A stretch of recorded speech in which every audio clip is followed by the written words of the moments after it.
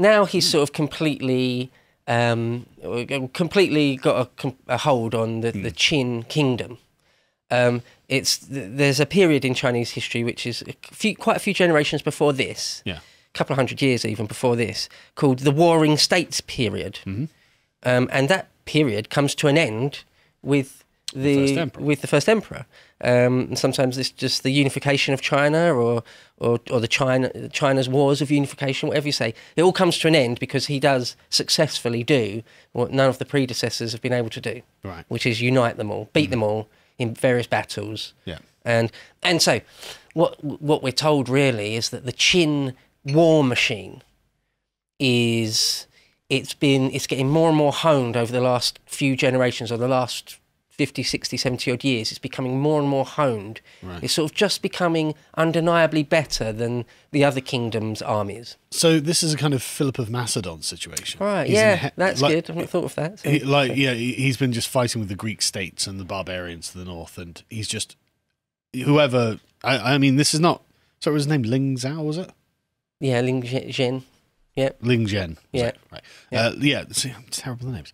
So Ling Zhen inherits this expert army, right? Yeah, basically. He doesn't create it, so he's genuinely looking at an evil, the sort of bizarro world Alexander.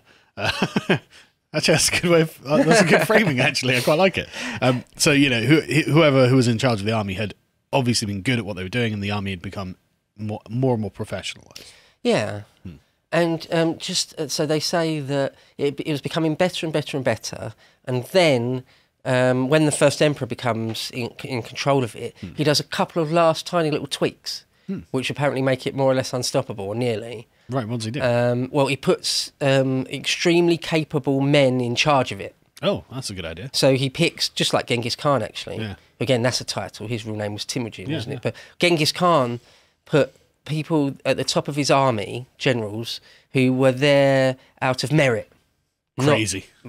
It seems so obvious to the modern mind, doesn't it? Yeah, it does. But it's not. It's often patronage and due to family ties. Exactly. You are there because you're the son of so and so, and good luck. I hope you're good. And if you're not good, well, everyone dies, which is probably what killed the opponents actually.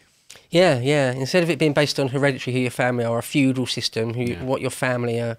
Mean or represent, he'll just pick the guy that's good at the job. Crazy. So that, along with a couple of other smaller tweaks, so the crossbow, the ancient Chinese crossbow, apparently plays a big part in the Qin war machine. Right. They've just got very good sort of composite crossbows, and in fantastic numbers. Bet they do. Because it's like in a lot of wars, it's like tanks. For example, I'm thinking of in World War One, one tank. It's all right, it's good, it's better than not having one tank. But it's not. But if you've got 1,000 tanks, now suddenly you become unstoppable or something. Quantity has a quality all of its own, as Stalin explained to us. 5 longbows is pretty neat, but 5,000 longbows, and suddenly you've got a problem. All right, and then a couple of other small tweaks. Also, having the political will or the military nous, however you want to say it, to go for it. Right, it takes confidence. Even if you think you might be able to beat everyone, to actually attempt it and do it is a whole different kettle of fish, isn't it? A whole other ask. Absolutely. It seems like Ling Zheng, if that's what we're going to call him, he seems to be something like fearless in that sense. Right. Okay. Like, we're going to go for it. We're going to do it because he's still young. I mean, that's a tremendously important thing because, knowing when to push the advantage and when the enemy's wavering, and where they're wavering. To keep them on the back foot, so you're the one who's got the initiative in situations, is just. I mean, it's most of the reason why Pyrrhus won all of his battles. It's not that he was his army was better than everyone else's. He was just really aggressive. Yeah. And this is honestly, it's one of the reasons the Romans did so well. So a lot of Roman commanders were not terribly impressive people, but they had a really aggressive strategy. Yeah. Which was just look, we're just going to go in as close as we can and shank. So both. Tactically in battles and just strategically, in sort of the wider sense and things. Not always, of course, but usually to be hyper-aggressive is very advantageous. Advantageous, yes. So often also that is your downfall. Yeah, it can as be. well. But usually, and in this story, The fact that he's able to just keep pushing forward. Yeah. Again, his main chancellor or his prime minister, this Li Su, sort of whispers in his ear. It's like a worm tongue. It's like, only once every 10,000 years does a king like you come along, and with the opportunity to win everything. Well, why don't you do it? He wasn't wrong, was he? And he was just like, yeah, why don't I? Well, he wasn't wrong. Right, yeah, well, right. Only once every 10,000 years can a man like you come along and conquer everyone. It's like, oh, I may as well then. Yeah, right. So the other, let's keep saying there's sort of 7. Depends how you count it, because there are smaller ones as well. But usually they just say there's seven kingdoms, but the Qin are one of them. So basically, he's got 6 opponents. So in 230 BC, they take on the Han, who, as I've mentioned already, a couple of generations later, become the main dynasty controlling all of China. So he beats them sort of quite quickly in 230 BC. In 288, they take on the Zhao, and they're one of the big 3, if you like. Right. The Chu, the Zhao, and the Qin are the big 3. What, so to take on them... Before we go on, what sort of numbers of troops are we talking about here? Hundreds of thousands. That's what the records say, right? Right. So I mean, it's probably not that big, right? Well, so for example, when he comes, I was going to come to it in a minute, but I'll just say it now. When he goes to take on the Qi, the Chu, which is probably the biggest one. Right. He first invades them. We're told with 200. Well, he asked his generals, how many men are we going to need to take on the Chu?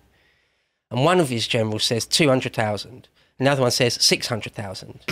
And he doesn't want to give the guy 600,000 because that's nearly everyone, and that'll make him overly powerful, and that's too much of a risk. Yeah. So they try to invade the Chu with 200,000 and fail. Right. He goes back to the original guy and he says, I still need 600,000. And he's like, all right, you got it, go.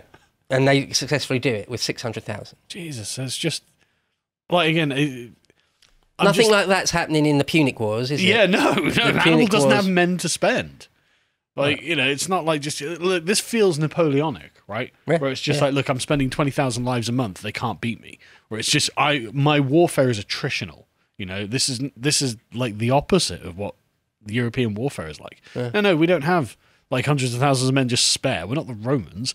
We need to win battles effectively. Like at Cannae, what is it? They think that maybe the Romans had 80,000 odd. Nearly 90 normally. So and like Hannibal crosses the Alps with what, 20,000 maybe? Yeah. Something. So we talk about it's much smaller. Raises another 25,000 out of the locals. Has about 45,000 at Cannae. And so you can't just like, I'm just going to spend my men. And Cannae is the high watermark for the biggest numbers, isn't it? So most of the time, it's not even anywhere near that, is it? Well, Alexander probably had about 50,000, and the Persian Emperor probably had about 250,000, something like that. So again, yeah, absolutely. But again, they're sort of like the absolute upper limits of it, isn't it? And most of the time, they're playing with tens of thousands, aren't they? Most of the time. The Diadochi probably had, access to up to 100,000 on either side. So again, massive epic battles. Yeah. Like more like Chinese-style battles, I suppose. But again, like these are very rare. Right. Most people, 20,000 was a massive Greek army. Yeah. Massive. Right. Like 20,000 was just a massive army. Yeah. And that is a massive army, to be honest. It is genuinely like it's a stadium's worth of people. So, 200,000, no, I need 600,000. I mean, Jesus Christ, we're getting to modern or Napoleonic numbers. It really is. Napoleon had 500,000 to invade Russia. That's huge. Yeah. It was the Grand Army.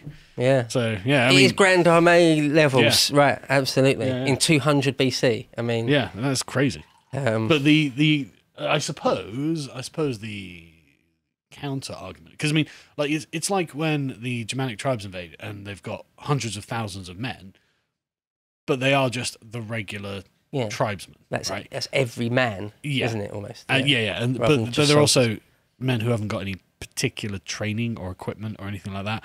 Unlike, you've got a Roman legion, we've got like 40,000 men or 20,000 men of Roman legion or whatever.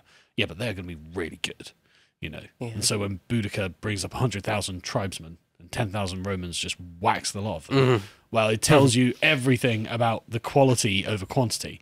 And so when you've especially in the Diadochi period, where you've got loads of professional soldiers just knocking around, like, okay, you can raise mass levies, but I'd rather a tenth of that in professional soldiers. Quality nearly always trumps quantity. Yeah. There's a couple of examples. There's a few examples in history where that's not true, but it's almost a rule of thumb. Especially, I mean, maybe when it comes to the modern era and firearms, it doesn't become true. But I mean, in the ancient world where you're literally fighting hand to hand, when is it not true?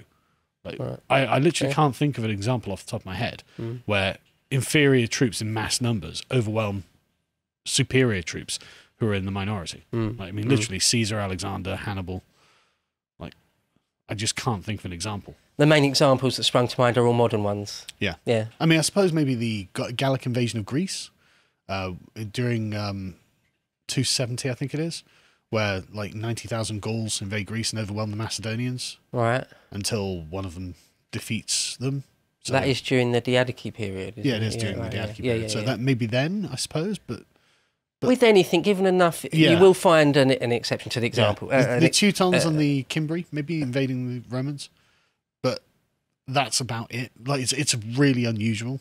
And even in the modern sort of mechanised period, it's usually the case still. Yeah. Like a handful of American and British troops could take out the million-man Saddam's army, barely losing a dude. I'm thinking the Rhodesian Bush armies. The Bush Wars, Right, it's really, really lopsided. The British reconquest of the Sudan. Yeah. Like, how many people do we actually lose in that? 4 or something. Yeah. I think the siege of Omdurman we lost. I think it was a few dozen. Really? Yeah. Well, because it's like Vickers machine guns versus a guy with a spear. Yeah. It's just not fair, really. No. But anyway, so getting back to it, the Chinese warfare seems to have been attrition warfare. So when they take out the Han in 230, then in 288, because of course we're BC, so we're counting down, they take on the Zhao, and that is the first emperor's mother's home where people. she's from, and where he spent a bit of his childhood in as a inverted commas hostage. Right. So just a quick pause. This feels like auto combat, right? Where it's just like I've got 600 guys, right? Auto combat, right? You win. That's how it feels. I don't know. I'm sure there's. I mean, are there more details about the battles? Yeah. Oh God. Yeah. Right. Okay. Yeah. So on that one, I could go into a bit of detail. I'd like a bit. One of the Zhao's, they had apparently a super great general of their own called Li Mu, and this Li Mu had already knocked some of the Qin armies back a few times in the previous generations and things. He was like a Fabian type dude, where on the defensive, he was just the best. You couldn't beat them because his defensive capabilities were just superb, absolutely superb. And in fact, when the first emperor goes to invade them for the first time, he is knocked back. Right. This great well-oiled Qin machine is actually defeated because Li Mu is so great. That's very interesting, isn't it? Because like we're calling him like the Bizarro Alexander, but Alexander didn't lose any battles. No, not a one. Alexander won everything. So it's just interesting. Yeah, just interesting. Yeah. Got no particular thoughts on it. Just I didn't realize that this was good. I was expecting just bang, bang, bang, bang, glorious victories. Yeah, no, not quite. Yeah, no. Alexander is pretty much unparalleled. He's kind of the best of the best of the best. Well, Sulla never lost any battles. Well, when you look down the list, there's loads of people that never lost a battle, but it's like, with what panache, though? Yeah. We should do one of the sort of like top 10 general thing at some point, because I mean I used to spend a lot of time on history forums like a couple of decades ago, and it was always the thing everyone was always talking about. Well, who's the greatest general? Well, who never lost a battle? It's like, well, who's the guy you just mentioned that also never lost a battle? Just Sulla. Now? Sulla, yeah, but did Sulla like climb over walls first and things? I don't think probably he did. not. No, because Alexander did do that. Yes, he did. Alexander was like at the point of at the spear, at the very point of a cavalry charge and stuff. I don't think Sulla did that. No, well, probably not. Yeah, all sorts of things. I'm an Alexander fanboy, of course. Yeah, I can tell. Who isn't really? Come on. God give me. So in the end, this Li Mu is so good on the defensive that the first emperor and the Qin generals realise we just can't beat him. He's too good. So they resort to sort of dirty, underhanded tricks. They sort of, with espionage and bribes, they sort of sow discontent between Li Mu and his king. Right. All that sort of thing. So this guy's feeling more like a Cyrus the Great now. Being clever about it. There are more than one tool in his toolbox of tricks, sort of thing. And it's not in any way disrespectful or dishonourable. You know, you do what you do to win. The victory is the victory. Absolutely, yeah. And so in the end, he sort of sows discontent between this general, Li Mu, and his king, to the point where the king distrusts him and has him imprisoned. Oh, that's smart. Oh, right. This guy's keeping my kingdom from being overrun by this guy over there. I'll put him in prison because I don't trust him. Well, who do you trust? Well, just like we were saying earlier, that these stories of power and politics and wars and things play out in a sort of a similar way throughout all history, wherever you are in the world. Well, just like Fabius, everyone was like, well, this is so dishonourable. Yeah, we're not getting defeated by the Qin, but it's really dishonourable. Just march out there, Varro. Yeah. Just what can happen? We'll give you the biggest army that you've ever had. Well, you'll be fine. Yeah. It's really dishonourable. And in fact, are you in league with them? Why aren't we just going out there? What's the problem? Sort of thing. Literally what they were saying to Fabius. Yeah, exactly the same things. Exactly the same things playing out. Oh. And so the first emperor and his generals realise this and like, oh, can we... Okay, that's a chink in their armour, effectively. Can we exploit that? And they do. Yep. And so eventually Li Mu is imprisoned and executed. Oh, great. So it's a combination of bribes and all sorts of... I mean, we haven't got everything in fantastic detail because it's 200 BC and the hand didn't keep all... Blah, blah, blah. But in the end, once he's removed, they are able to eventually steamroll the Zhao. Or they have to do some sort of 2 or 3 pronged attack to capture their capital. And their king actually flees. His name was Dan. Yeah, okay. And he's got a long, complicated... He's got a long, complicated story, and he lives for a long time and flees all through China, and he's got a whole long story of his own. Well, that's quite... You can kind of sympathise with him. It's like, okay, I'll just flee to the next kingdom. I'll be fine. Oh, no, they're coming in. I'll flee to the next kingdom. I'll be fine. Oh, my God, 3 kingdoms down. And he's like, God, this is crazy. It's exactly one of those stories. He's exactly one of those stories. Yeah. And at one of these points, he, after one of the battles with the Zhao, he captures 10,000 of their soldiers, professional soldiers, on the battlefield. Apparently they had some sort of rules of war at the time, and you were supposed to not just execute all your prisoners. But he does. Yeah. But he does. Qin Shi Huangdi has them all executed, beheaded or whatever.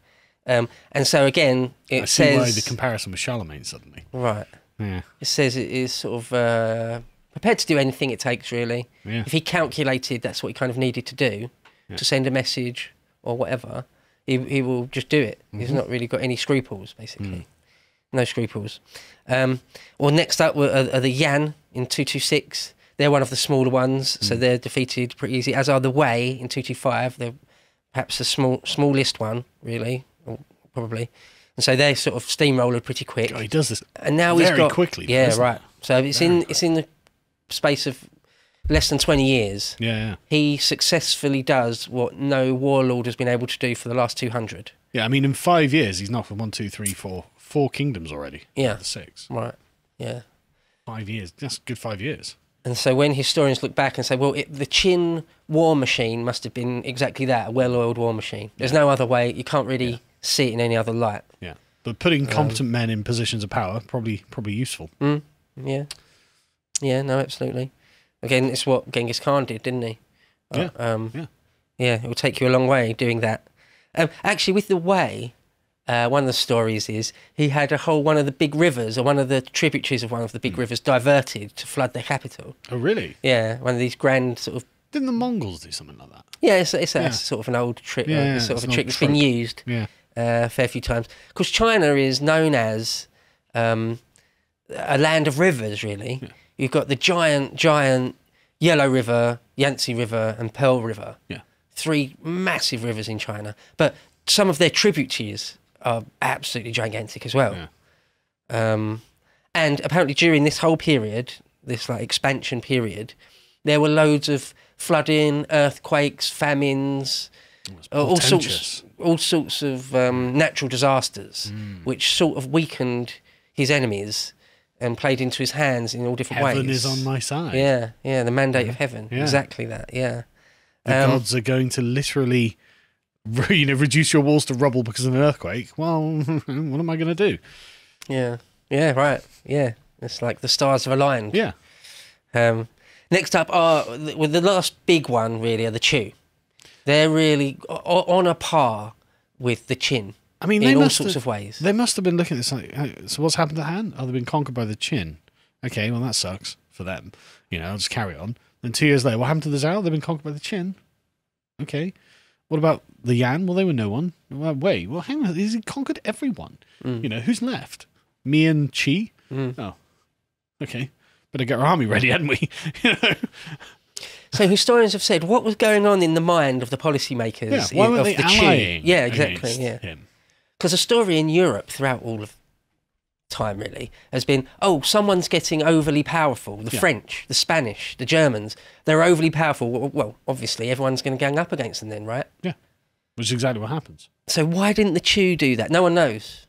No one knows what the Chu were thinking. They think that, it looks like probably they were just thinking, right, well, he's going to come for us at some point, but it's not immediate. We've got a few years' grace. Let's just do everything to consolidate our own position and consolidate our own army. And when he comes for us, which seems inevitable, we're going to have a decent chance of protecting ourselves on our own terms, and we're going to hang the rest out to dry, effectively. And didn't the Qi, because the Chu and the Qi are the ones left, so didn't the Qi... Qi's only small. Oh, right, is it? Right. Yeah, yeah. Well, but even then, still... Okay, so we can only send like 50,000 men or something. That's still something. Yeah. Yeah. Yeah. Well, obviously, in hindsight, the Qi made the wrong decision there. Well, clearly, they should have been backing up everyone. Yeah. Once it was clear the Qin were on the warpath. Yeah. But they didn't. They chose not to. Well, this is what you get. But in 200 BC, I think you can be forgiven for not knowing very, very clearly, that was the wrong thing to do. I think by the time the Third Kingdom's down, then you're like, right. Yeah. Okay. Seems obvious, doesn't it? Yeah.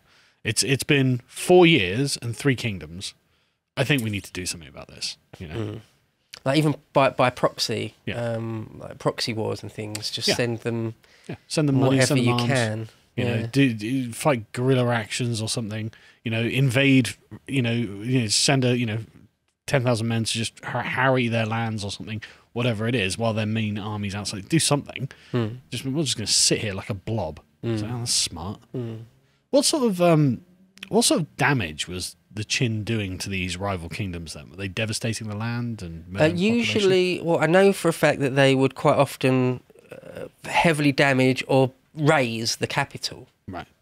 So, like the capital of the Wei was flooded. Right. I think they more or less burnt down the capital of the Zhao. Right. But it's not just a complete laying waste, like perhaps like the Mongols. Yeah.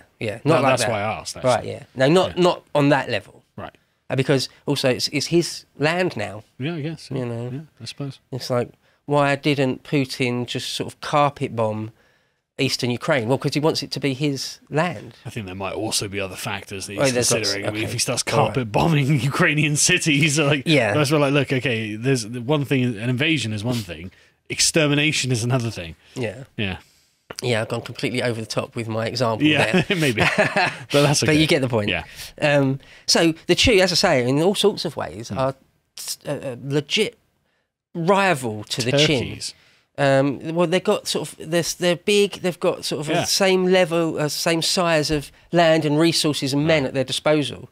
So it's no wonder the first emperor leaves them till more or less nearly last, because they're going to be the most difficult. It's going to be the most, on a couple of different reasons, the most difficult one. So he waits until he's sort of got all the resources he possibly can. And this is the one where I said, at first he says 200,000, they fail, and then he sends in 600,000. Because, so with these other kingdoms that he's taken, it strikes me that if, like the I suppose the peasants that he's recruiting men from don't have any particular loyalty to the individual emperor, but are instead like loyal to the position of emperor, right? Kind of like with William the Conqueror recruiting English soldiers. Right. I think a lot of the ancient world, that's kind of how it was. Right? Okay, so it's a much more that than it is personally loyal to Caesar. Yeah. You're just right. Yeah. Because unlike with the Romans. Yeah, exactly. They're personally loyal to the general who they've been following, rather than because then, else it's kind of hard to explain why the new emperor just rocks up, overthrows their old king, and then it's just like, right, okay, 50,000 of you guys are coming with me. And they're like, okay, but if it's just the king, no, I'm the king now. So okay, you're the king now. Again, is it my problem? Is it my fault? I don't care.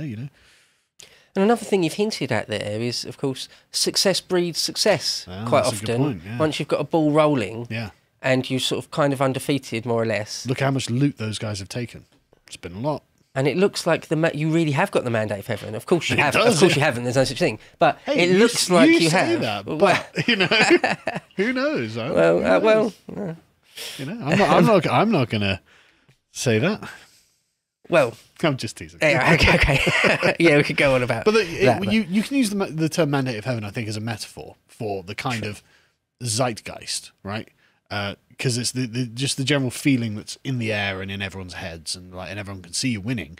And so, like you say, it's this kind of steamroller effect. It's like, I'm just going to go join the winners. I'm going to go get the loot. I'm going to come back with like £10,000 of gold, and all that sort of thing. And suddenly, it's the morale as well. Okay, this guy keeps winning. Of course, we're going to win. If he kept losing, why would I join the losers? We're going to lose. So I think there is a functional use to the term mandate of heaven. I think. And that idea goes on even into the modern period. I'm thinking of Napoleon's marshals before Napoleon was shown to be fallible. Yeah. Everyone thought, well, they can't be beaten. Yeah. What's the point in even trying to stand up to them because they cannot be beaten? Yeah, especially not by Russians. Yeah. Or like in Spain, the Portuguese in the Iberian Peninsula, the Portuguese kind of rolled over because these marshals are undefeatable, sort of thing, and that's in nearly basically the modern era. Yeah, not bloody old Nosey's opinion. But the Chu do put up decent defence. So that when the first emperor sends in 200,000 guys, which is not nothing, they are turned back from those various battles. They are turned back, and so he sends in the full no holds barred, the Grand Armée, and they are able to, in about 223, they are able to finally defeat the kingdom of the Chu entirely. And he's very, very nearly now the complete undisputed how big's the emperor Qi of all kingdom? China. It's about as big as Qin. So, what? No, the Qi, not the Chu. Oh, the Qi. So that's the last remaining one, and that's really quite small. Right. They can field an army, and they've got a capital city and everything, but they're sort of, they're one of the smallest ones. Should we just go surrender? Right. What are you going to do? Well, he's taken literally all of the rest. I mean, come on. Yeah, we're up against the undefeated juggernaut, basically, here. What can we do? But they do sort of stoically sort of put up a massive defence. That's heroic. But they get sort of outwitted in a way, a bit like, again, it happens almost in the 20th century, where you've got sort of the Maginot Line. And you can just sort of go round the Maginot Line, though. They've got that sort of thing goes on. They think they're going to be attacked from the west, and the army's just coming from the north. Right. It's like, oh, okay. Well, that was useful. Yeah. And so they're pretty much defeated in a single summer's campaigning, really.